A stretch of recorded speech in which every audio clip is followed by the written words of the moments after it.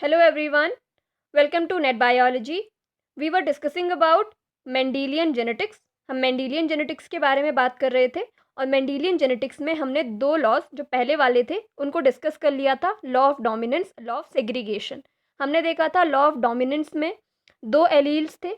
दो alleles gene की ही form allele कहलाती है. दो एलील्स जो होते हैं वो एक दूसरे के कॉन्ट्रास्टिंग हो सकते हैं या एक दूसरे के आइडेंटिकल हो सकते हैं.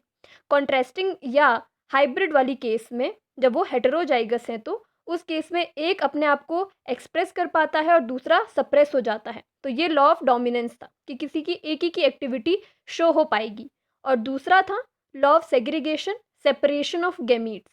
गैमीट फॉर्मेशन के टाइम पे मियोसिस की प्रोसेस में जैसे homologous pair of chromosome separate होते हैं और एक नेक्स्ट इंटिटी बनाते हैं, मतलब सेल्स में डिवाइड होते हैं. एक सेल से 4 नई सेल्स बनती है जो हैप्लॉइड क्रोमोसोम्स को कंटेन करती है.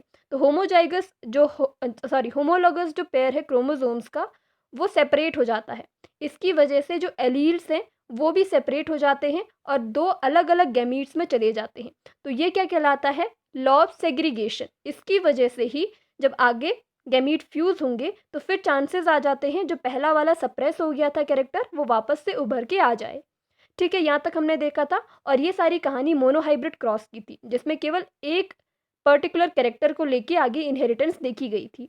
अब हम बात कर रहे हैं लॉ ऑफ इंडिपेंडेंट असॉर्टमेंट. ये जो लॉ है ये तीसरा लॉ है और ये डाई हाइब्रिड क्रॉस की वजह से आया है. तो डाई हाइब्रिड क्रॉस क्या है पहले हम इसके बारे में डिस्कस करेंगे. इससे पहले भी जब हम जेनेटिक टर्मिनोलॉजी देख रहे थे उस टाइम पे हमने डाई हाइब्रिड क्रॉस के बारे में डिस्कस किया था. डाई हाइब्रिड क्रॉस वैसे ही जैसे मोनो हाइब्रिड क्रॉस का मतलब केवल एक कैरेक्टर की इनहेरिटेंस अगर हम देख रहे हैं तो वो मोनो हाइब्रिड क्रॉस. ऐसे ही अगर हम दो कैरेक्टर्स को लेके उनकी भी दो अलग अलग फॉर्म्स होगी, राइट, क्योंकि एलील्स हर एक जीन एक कैरेक्टर को बताता है और जीन की दो फॉर्म्स होती है जिन्हें एलील्स कहते हैं. तो ऐसे ही 4 फॉर्म्स हो जाएंगी. तो डाई हाइब्रिड क्रॉस क्या है? It is a cross between two pairs of contrasting characters, जहाँ पे हम दो ट्रेट्स को ले रहे हैं, दो कैरेक्टर्स को ले रहे हैं. जैसे हमने 7 ट्रेट्स देखी थी, इनमें से कोई दो कैरेक्टर्स को हम देखें. एक ऐसा प्लांट है जिसके पास रेड कलर के फ्लावर भी हैं और एक ऐसा प्लांट, उसी प्लांट में उसकी स्टेम लेंथ जो है वो लंबी है, मतलब लॉन्ग या हम कह सकते हैं टॉल प्लांट है और उसके पास रेड कलर के फ्लावर हैं. तो ये दो कैरेक्टर को हम देख रहे हैं. ऐसा ही एक दूसरा प्लांट है जो डॉफ है और उसके पास वाइट कलर के फ्लावर हैं. तो इनके बीच में अगर हम क्रॉस करवा रहे हैं और इन दोनों ही कैरेक्टर्स की इनहेरिटेंस को देखेंगे नेक्स्ट जनरेशन में, तो इस टाइप का हम क्रॉस को क्या कहते हैं? Dihybrid cross. सिंपल है. The dihybrid cross represents the inheritance of two pairs of characters at a time. दो पेयर्स की जो भी दो पेयर्स का जो भी इनहेरिटेंस होगा किस तरीके से वो आगे परिलक्षित होंगे ये देख रहे हैं हम. तो ये क्रॉस क्या कहलाएगा? Dihybrid cross. For example inheritance of yellow green colour of seed. एक ऐसा प्लांट जिसका शीट किस तरीके से दिखता है, इसका अगर हम शीट शेप की बात करें तो वो क्या है? ये शीट कलर की अगर हम बात करें तो येलो और ग्रीन है, मतलब दो कॉन्ट्रास्टिंग. इसके दो एलील्स, एक एलील रिस्पॉन्सिबल है येलो कलर के लिए और दूसरा एलील रिस्पॉन्सिबल है ग्रीन कलर के लिए. ऐसे ही जो दूसरा कैरेक्टर है वो हम क्या ले रहे हैं? Sheet shape, round and wrinkled. अब इसको एक क्रॉस के थ्रू देखते हैं कि उन्होंने क्या एक्सपेरिमेंट किया. उसके बाद एक्सपेरिमेंट की बात करेंगे. हमने कहा कि डाई हाइब्रिड क्रॉस लिया. डाई हाइब्रिड क्रॉस में हम दो पर्टिकुलर कैरेक्टर्स की इनहेरिटेंस देखते हैं. तो यहाँ पे दो कैरेक्टर हमने शीट शेप और शीट कलर के लिए. ठीक है, जैसे अभी हमने देखा शीट शेप के रूप में यहाँ पे दो टाइप की फॉर्म्स होती है, राउंड शीट और रिंकल्ड शीट. इसका शेप है. और इसके कलर के रूप में यहाँ पे दो फॉर्म्स क्या है? Yellow and green. इनमें से जो राउंड एंड येलो हैं ये क्या है? डोमिनेंट है. और रिंकल्ड और ग्रीन ये क्या है? रेसेसिव है. ये हमने 7 ट्रेड्स में भी देखा था पी के केस में. ठीक है, शीट शेप और शीट कलर की यहाँ पे बात हो रही है. जब हमने क्रॉस करवाया, जैसे इन्होंने पहला क्रॉस करवाया था प्योर मतलब कोई भी हाइब्रिड नहीं ली थी, प्योर जो भी प्योर स्पीशीज थी, प्योर प्लांट्स थे, उनके बीच में क्रॉस करवाया था. जैसे हमने टॉलनेस और डॉफनेस में देखा था, प्योर टॉल और प्योर डॉर्फ के बीच में इन्होंने क्रॉस करवाया. ऐसे ही यहाँ पे दोनों ही चीज़ें, दोनों ही जो पेरेंट्स लिए थे वो क्या थे? प्योर थे अपने कैरेक्टर के लिए. जैसे राउंड है तो दोनों ही एलील्स राउंड शेप के लिए रिस्पॉन्सिबल होंगे. ठीक है, तो दोनों ही प्योर लिए. प्योर का मतलब है यहाँ पे capital R capital R, capital Y, और यहाँ पे small r small r, small y इसके लिए। ठीक है, तो ये दोनों प्योर थे। जब इनका क्रॉस करवाया तो ऑफकोर्स हाइब्रिड बनेगी, और वो हाइब्रिड जीनोटिपिकली तो अलग होगी लेकिन फिनोटिपिकली सेम होगी किसी एक पेरेंट की तरह। तो वो कैसा आया? Round yellow. F1 जनरेशन में सारे ही पौधे कैसे आए? Round yellow. भले ही इनके अंदर ये वाला कैरेक्टर छुपा हुआ है लेकिन ये परिलक्षित नहीं हो पाया क्योंकि डोमिनेंस की वजह से। ये वाला कैरेक्टर डोमिनेंट था इसलिए ये नहीं आ पाया। तो लॉ ऑफ डोमिनेंस हम पढ़ चुके हैं, यहाँ पे भी ये अप्लाई होता है। उसके बाद उन्होंने क्या किया? इनमें सेल्फिंग करवाई थी, है ना? तो यहाँ पे भी ऐसे ही करवाया, इसमें भी सेल्फिंग करवाई। ये डाईहाइब्रिड क्रॉस है। इसमें जो रिजल्ट आया वहाँ पे 3:1 के रूप में ये क्या हो रहे थे? सेग्रीगेट हो रहे थे। यहाँ पे भी कुछ इस तरीके से ये रेशो में सेग्रीगेट हुए, लेकिन यहाँ पे एक अलग चीज़ उनको दिखाई दी, और वो क्या थी? पहले तो यहाँ पे रेशो जो आया वो था 9:3:3:1, जिसमें 9 जो रेशो है वो क्या रिप्रेजेंट कर रहा है? राउंड येलो को, 3 round green, 3 wrinkled yellow and 1 wrinkled green. तो पहला और जो लास्ट वाला है वो तो पेरेंटल जनरेशन की तरह है, जैसे कि हमने पहले वाले उसमें भी देखा था कि जब ये 3:1 में निकलते हैं तो 3 एक की तरह और एक फिर से उभर के आ जाता है बिकॉज ऑफ सेग्रीगेशन। ठीक है, गैमीट में सेग्रीगेशन होने की वजह से। लेकिन यहाँ पे उन्होंने क्या देखा कि यहाँ पे राउंड येलो और रिंकल्ड ग्रीन तो आ गए, लेकिन दो और अलग टाइप के कैरेक्टर्स आ गए। किसमें? ऑफस्प्रिंग में। और वो दो क्या थे? Round green and wrinkled yellow, है ना? ये एक नए टाइप के आए हैं। ये ना तो यहाँ थे, ना तो यहाँ थे, और ना ही F1 जनरेशन में थे। तो ये दो नए कहाँ से आए? इस चीज़ की एक्सप्लेनेशन देने के लिए उन्होंने लॉ ऑफ इंडिपेंडेंट असॉर्टमेंट का दिया। अब ये लॉ ऑफ इंडिपेंडेंट असॉर्टमेंट क्या है? इससे पहले एक्सपेरिमेंट की बात कर लेते हैं। अभी भी हमने ये देखा था, he crossed 2 pea plants having round and yellow seed with plant having wrinkled and green seed. वही चीज़ है जो अभी हमने डायग्रामेटिकली देखी, अब यहाँ पे थियोरेटिकली देख रहे हैं। In F1 generation he got only round and yellow seed because they are dominant characters. अभी हमने देखा कि वो डोमिनेंट कैरेक्टर ही आगे क्या हुए? परिलक्षित हुए। When plant of F1 generation self-pollinated, they produces 4 types of sheets in F2 generation: round yellow, wrinkled green, round green, and wrinkled yellow. The offspring of F2 generation were produced in the ratio of 9:3:3:1. ये बात तो थी experiment की। अभी हमने Mendel के experiment देखा। इससे पहले एक क्रॉस भी देखा था हमने, जिसमें हमने देखा कि दो नई टाइप की कैरेक्टरिस्टिक डेवलप हो रहे हैं ऑफस्प्रिंग में। ठीक है, तो दो नए टाइप के कैरेक्टरिस्टिक ऑफस्प्रिंग में कैसे आए, ये चीज़ को एक्सप्लेन करने के लिए लॉ ऑफ इंडिपेंडेंट असॉर्टमेंट दिया गया। तो लॉ ऑफ इंडिपेंडेंट असॉर्टमेंट को समझने से पहले हमको एक और चीज़ समझने की ज़रूरत है, और वो है डाईहाइब्रिड क्रॉस में गैमीट फॉर्मेशन की। इससे पहले हम मोनोहाइब्रिड क्रॉस को देखते आए हैं। मोनोहाइब्रिड क्रॉस में किस तरीके से क्रॉस होता है, किस तरीके से गैमीट फॉर्म होते हैं, उनमें केवल एक ही कैरेक्टरिस्टिक की हमने इनहेरिटेंस देखी थी, तो वो काफ़ी सिंपल था। तो यहाँ पे डाईहाइब्रिड क्रॉस है, इसके आगे ट्राईहाइब्रिड या पॉलीहाइब्रिड क्रॉस आएगा तो उस टाइम पे थोड़ी कन्फ्यूजन होती है कि किस तरीके से गैमीट फॉर्म होंगे। तो उसको समझने के लिए हमको एक चीज़ समझने की ज़रूरत है कि जो भी कैरेक्टरिस्टिक्स हैं वो सारे के सारे एक सेल के अंदर हैं। क्योंकि हम डीएनए की बात कर रहे हैं, डीएनए का ही एक सेगमेंट जीन कहलाता है। डीएनए की कंडेंस फॉर्म क्रोमोसोम है, और क्रोमोसोम की ही ये सारी कहानी है। जैसे ही हम बात करेंगे क्रोमोसोम की, तो क्रोमोसोम कितने पेयर्स हैं? अगर हम बात कर रहे हैं पी प्लांट की, तो पी प्लांट में 7 पेयर ऑफ क्रोमोसोम प्रेजेंट होते हैं। इन केस ऑफ ह्यूमन हमारे पास 23 पेयर्स ऑफ क्रोमोसोम्स हैं। तो ये जो 7 पेयर्स ऑफ क्रोमोसोम्स हैं, आप ऐसा मान लीजिए कि जो 7 के 7 कैरेक्टर्स की हमने बात की थी, ये 7 के 7 कैरेक्टर अलग अलग क्रोमोसोम्स पे प्रेजेंट हैं। ठीक है, तो मान लीजिए जो फर्स्ट वाला पेयर है, पेयर का मतलब होता है दो एक साथ, और इन दोनों को हम क्या कहते हैं? हमने पहले भी इसके बारे में बात की थी। ये दोनों कहलाते हैं होमोलोगस पेयर ऑफ क्रोमोसोम, एक दूसरे के सिमिलर। ये इनका हर एक सेगमेंट एक ही कैरेक्टरिस्टिक की डेवलपमेंट या एक ही कैरेक्टरिस्टिक को रिप्रेजेंट करेगा, लेकिन इनकी अलग अलग फॉर्म हो सकती है। तो मान लीजिए ये फर्स्ट पेयर जो है वो रिप्रेजेंट कर रहा है, यहाँ पे का जो सेगमेंट है जीन है वो रिप्रेजेंट कर रहा है शीट शेप को, यानी कि एक राउंड शेप के लिए रिस्पॉन्सिबल है और एक रिंकल्ड शेप के लिए रिस्पॉन्सिबल है।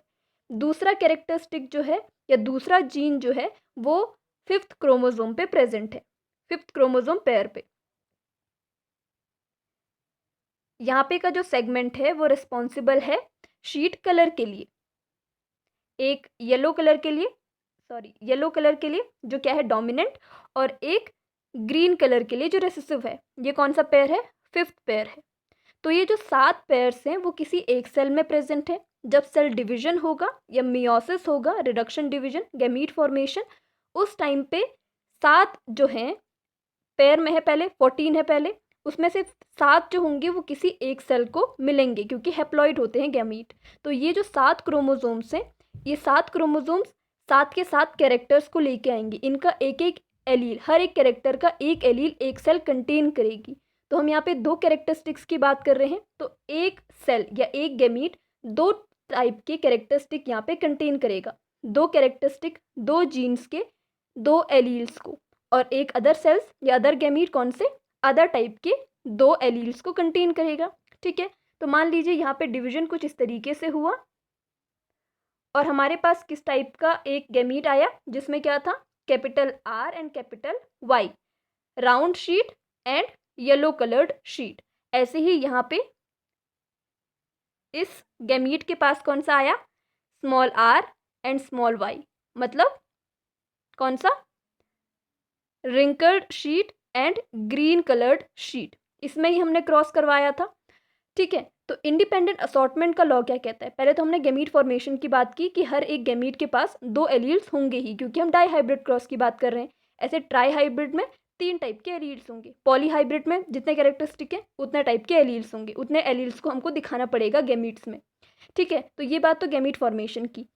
अब इंडिपेंडेंट असॉर्टमेंट का लॉ क्या है? इंडिपेंडेंट असॉर्टमेंट का लॉ कहता है कि जब हमने ये डिवीजन करवाया और हम कह रहे हैं कि हर एक सेल 2 टाइप के एलील्स को कंटेन करती ही है, तो ये जो 2 एलील्स होंगे ये ज़रूरी नहीं है कि हमेशा एक जैसे हों। मतलब ये जो इनकी पेयरिंग होगी या एक सेल जो 2 एलील्स को कंटेन करने वाली हो, वो हमेशा ऐसा नहीं होगा कि एक गैमीट कैपिटल R और कैपिटल Y और दूसरा गैमीट किस तरीके से small r and small y। ऐसा नहीं होगा कि हमेशा इसी टाइप के गैमीट बनेंगे। हो सकता है कि ये डिवीजन कैसा हो, जैसे अभी हमने बात की थी 2 क्रोमोसोम्स की, capital R small r, capital Y small y। ऐसा नहीं होगा कि हमेशा इसी टाइप का डिवीजन हो सकता है कि ये डिवीजन किस टाइप का हो? इस टाइप का, जहाँ पे ये y है। ठीक है, जहाँ पे capital R and small y भी एक गैमीट के अंदर हो सकते हैं। मतलब राउंड कलर का शीट एंड ग्रीन कलर का उसका कलर, ऐसे टाइप के शीट कलर और शीट शेप के लिए जो रिस्पॉन्सिबल जीन्स हैं वो भी आपस में मिलके एक गैमीट फॉर्म कर सकते हैं। ठीक है, ऐसे ही इस टाइप का डिवीजन भी हो सकता है जहाँ पे येलो कलर का शीट कलर और रिंकल्ड शेप का शीट हो सकता है। मतलब एक गैमीट इस तरीके के कैरेक्टरिस्टिक को भी कंटेन कर सकता है। तो इनकी जो पेयरिंग है ये इंडिपेंडेंट है। जो गैमीट फॉर्मेशन होगा ज़रूरी नहीं है कि वो इसी टाइप का हो, ये भी इसमें गैमीट फॉर्म हो सकते हैं। तो यही इंडिपेंडेंट असॉर्टमेंट का लॉ कहता है कि जिस टाइम पे गैमीट फॉर्म होंगे तो जो एलील्स होंगे, ये जो 2 कैरेक्टरिस्टिक्स के एलील्स हैं, 4 एलील्स हैं, उनमें से 2 कैरेक्टरिस्टिक के एक सेल में और 2 किस में? दूसरी सेल में आएंगे। तो ये जो पेयरिंग है कि कौन कौन से 2 एक सेल में आने वाले हैं, ये इंडिपेंडेंट होता है। ये ज़रूरी नहीं है कि हमेशा एक ही टाइप का बने, ये इंडिपेंडेंट है, वो किसी के साथ मिलके असॉर्ट हो सकते हैं। ठीक है, किसी के साथ मिलके फ्यूज़ होके या एक सेल में आके एक गैमीट फॉर्म कर सकते हैं। इसके बाद जब फ्यूज़न होगा, फर्टिलाइजेशन होगा, फिर ये अलग टाइप के कैरेक्टरिस्टिक को जन्म देंगे। इसीलिए 2 नए टाइप के इंटरमीडिएट फॉर्म्स हमको कैरेक्टरिस्टिक्स ऑफस्प्रिंग में दिखी थी। अब ये एक क्रॉस है जिसको इलेबोरेट करके बताया गया है। इससे पहले भी हमने एक क्रॉस देखा था, उसमें इतना डिटेल नहीं था। ये डिटेल फॉर्म है उस क्रॉस की, डाई हाइब्रिड क्रॉस, जिसमें हमने 2 टाइप की ट्रेट्स ली हैं, 2 टाइप के कैरेक्टरिस्टिक्स लिए हैं। इनमें 4 एलील्स हैं और क्रॉस हमने एकदम प्योर प्लांट के बीच में करवाया है। इनमें से जो डोमिनेंट होंगे वो F1 जनरेशन में दिखेंगे। यहाँ पर रिंकल नहीं, राउंड है। येलो राउंड कलर के शीट जो होंगे वो F1 जनरेशन में हमको दिखेंगे। F1 जनरेशन का जब हम सेल पॉलिनेशन करवाएंगे तो 9:3:3:1 में प्लांट्स के कैरेक्टरिस्टिक्स हमको आगे दिखेंगे, मतलब ऑफस्प्रिंग में जो होंगे 9 कैरेक्टरिस्टिक्स ऐसे होंगे जो किसी एक टाइप के उसमें दिख रहा है, मतलब एक पेरेंटल जनरेशन की तरह, एक पेरेंट की तरह दिख रहे हैं। और जो लास्ट वाला 1 है वो भी दूसरी वाली जो रेसेसिव पेरेंट थे उनकी तरह दिखने वाले हैं। प्योर नहीं होंगे, हाइब्रिड हो सकते हैं, लेकिन इनका अपीयरेंस कैसा है, बिकॉज ऑफ डोमिनेंसी इनका अपीयरेंस कैसा है, राउंड एंड येलो 9 का, और 1 जो है वो किसकी तरह है, रिंकल्ड ग्रीन, ये प्योर है। ठीक है, लास्ट वाला। इसके बाद जो बीच के 3 आए हैं वो क्या है, कॉम्बिनेशन हैं, बिकॉज ऑफ इंडिपेंडेंट असॉर्टमेंट, क्योंकि गैमीट फॉर्मेशन के टाइम पे इंडिपेंडेंटली कोई भी एक एलील किसी दूसरी एलील के साथ मिलके एक गैमीट के अंदर जा सकता है 2 कैरेक्टरिस्टिक्स के। ऐसे ही अगर हम ट्राई हाइब्रिड या पॉली हाइब्रिड की बात करेंगे, बहुत सारे कैरेक्टर्स की इनहेरिटेंस देख रहे हैं, तो वहाँ पे ज़्यादा कॉम्प्लिकेशंस आएगी। 2 में तो सिंपल था, 4 टाइप के बने, लेकिन 7, जिस समय हम 7 की बात करेंगे या 8-9 कैरेक्टर्स की देख रहे हैं, तो वहाँ पे गैमीट्स भी अलग अलग बनेंगे और इनके कॉम्बिनेशंस भी ज़्यादा होंगे। ठीक है, तो यहाँ पे जो बीच के 3 और 3 का जो रेशो हम बात कर रहे हैं, उनमें 3 ऐसे आए जो कैसे थे, येलो एंड रिंकल्ड थे, और 3 ऐसे थे जो क्या थे, राउंड एंड ग्रीन थे। तो ये न्यू कॉम्बिनेशंस आए। न्यू कॉम्बिनेशंस किसकी वजह से, इंडिपेंडेंटली या रैंडमली ये क्या हो रहे हैं, असॉर्ट हो रहे हैं। कौन, एलील्स, गैमीट फॉर्मेशन के टाइम पे, इसकी वजह से न्यू कॉम्बिनेशंस हमको दिखाई दिए। ठीक है, अब लॉ की अगर हम बात करें, लॉ ऑफ इंडिपेंडेंट असॉर्टमेंट क्या कहता है। अकॉर्डिंग टू दिस लॉ, अभी तक हमने बहुत कुछ समझ लिया, अब हमको बहुत आसानी होगी इस लॉ को समझने में। In the dihybrid and polyhybrid crosses, the distribution of factors यानी कि genes for characters in the gametes and their transmission to next generation is independent to each other. अगर हम 2 से ज़्यादा या 2 से ज़्यादा क्रॉसेस की या कैरेक्टर्स की बात कर रहे हैं, उनकी इनहेरिटेंस की हम जांच कर रहे हैं, तो वहाँ पे हमको ये दिखाई देगा कि जो अलग ऑफस्प्रिंग आ रही है, नई ऑफस्प्रिंग आ रही है, F1 जनरेशन से जो F2 जनरेशन आ रही है, वहाँ पे न्यू कॉम्बिनेशंस होंगे और ये इंडिपेंडेंट होगा, रैंडम होगा, कोई पर्टिकुलर सीक्वेंस नहीं है यहाँ पे, किसी टाइप का होगा। इंडिपेंडेंटली कोई भी कैरेक्टर्स किसी के साथ कंबाइन होकर एक नया कॉम्बिनेशन दे सकता है। Each allele of any one pair of each allele of any one pair is free to combine with any allele from each of the remaining pair during the formation of the gametes। ये सारी कहानी कहाँ पे की है, gamete formation. इससे पहले separation वाला भी गैमीट फॉर्मेशन से बेस्ड था, यहाँ पे भी गैमीट फॉर्मेशन के टाइम पे कोई एक कैरेक्टर का एलील फ्री है किसी अदर टाइप के कैरेक्टर्स के साथ कंबाइन होने में। यहाँ पे तो हम डाईहाइब्रिड क्रॉस की बात कर रहे हैं 2 कैरेक्टर्स को लेके, लेकिन हम पॉलीहाइब्रिड की क्रॉस की बात करें या ट्राई हाइब्रिड क्रॉस की बात करें तो वहाँ पे 3 कैरेक्टरिस्टिक्स हैं। तो ये 3 कैरेक्टरिस्टिक्स किसी के साथ भी, किसी एक कैरेक्टर का एक एलील किसी दूसरे कैरेक्टर के दूसरे एलील के साथ किसी भी एलील के साथ कंबाइन हो सकता है। ऐसा नहीं है कि ये रेसेसिव है और एक डोमिनेंट है तो वो कंबाइन होकर एक गैमीट में नहीं जा सकते। एक रेसेसिव एक डोमिनेंट दोनों कैरेक्टर के एलील एक गैमीट में जा सकते हैं। ठीक है, तो इनका रैंडम होगा, कोई सीक्वेंस नहीं है कि ये कंबाइन होके यही गैमीट बनाएंगे। कोई भी एलील किसी के साथ भी गैमीट बना सकता है और वो एक नए कैरेक्टरिस्टिक को डेवलप कर सकता है। ठीक है, तो यही क्या है, लॉ ऑफ इंडिपेंडेंट असॉर्टमेंट। तो इसका सीधा सीधा मतलब है, लॉ ऑफ इंडिपेंडेंट असॉर्टमेंट का मतलब है न्यू कॉम्बिनेशन का फॉर्म होना। ठीक है, एक से ज़्यादा अगर हम कैरेक्टरिस्टिक्स की इनहेरिटेंस देख रहे हैं तो वहाँ पे नए टाइप के कॉम्बिनेशंस आएंगे because of independent assortment. Independent assortment भी कहाँ पे हो रही है, गैमीट फॉर्मेशन के टाइम पे। इससे पहले लॉ ऑफ सेग्रीगेशन जो था वो भी गैमीट फॉर्मेशन से रिलेटेड था। ठीक है, तो ये है लॉ ऑफ इंडिपेंडेंट असॉर्टमेंट। इससे पहले हमने लॉ ऑफ सेग्रीगेशन भी देख लिया और उससे पहले लॉ ऑफ डोमिनेंस भी देख लिया। सारे के सारे रिलेटेड हैं जीन कंसेप्ट पे, एलील कंसेप्ट पे। तो एलील क्या है, होमोजाइगस, हेटेरोजाइगस कंडीशन क्या है, इसीलिए पहले हमने जो जेनेटिक टर्मिनोलॉजी थी वो कंप्लीट किया था। तो जेनेटिक टर्मिनोलॉजी बहुत इंपॉर्टेंट है, तब जाके हम आसानी से समझ सकते हैं हेटेरोजाइगस, होमोजाइगस, टाई hybrid, trihybrid, dihybrid, monohybrid crosses, ये सारी चीज़ें, डोमिनेंसी क्या है, रेसिस्टिवनेस क्या है, ये सारी चीज़ें इंपॉर्टेंट है। इससे पहले हमने सारे लॉज देख लिए हैं। इसके बाद कुछ क्रॉसेस और बच गए हैं, जैसे back cross, reciprocal cross, test cross. इन क्रॉसेस की भी हम बात करेंगे इसके नेक्स्ट वीडियो में। और उसके बाद फोकलाइन मेथड फॉर गैमीट फॉर्मेशन, जो बहुत इंपॉर्टेंट है, क्वेश्चंस आ सकते हैं गैमीट फॉर्मेशन से रिलेटेड, वहाँ पे हमको फोकलाइन मेथड बहुत हेल्प करता है। ठीक है, तो नेक्स्ट वीडियो में मिलते हैं, बात करेंगे reciprocal test cross and back cross की। Thank you so much.